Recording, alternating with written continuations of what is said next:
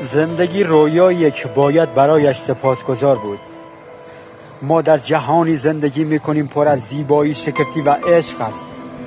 هر لحظه، هر نفس، هر نعمت کوچک هدیه‌ای از هستی است که گاهی فراموش میکنیم که باید برایش سپاسگزار بود. زندگی یک رویاست. رویا را جشن بگیر. تو زنده ای، میبینی، احساس میکنی، عاشقی و این شگفت انگیزترین هدیه ای است که خداوند به ما داده. چقدر به این فکر کرده اید که همین حالا چه نعمتهای بزرگی دارید برای سپاسگزار بودن ازش؟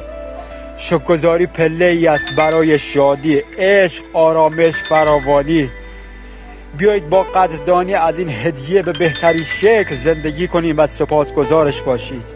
آره دوست قدرتمند من، همین حالا برای چه نعمتی در زندگیت سپاسگزار هستید؟ تو کامنت برای من بنویس. در کنار پروردگار قدرتمند بدرخشید و شکوفا شید و بر جهانیان بدرخشید. شما را میسپارم به پروردگار قدرتمند که شما را از یک تک سلول به این زیبایی رسونده.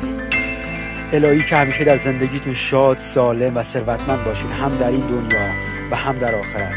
عشق در تمام هستی جاری است. الهی 100,000 مرتبه شکر، شکر، الهی شکر.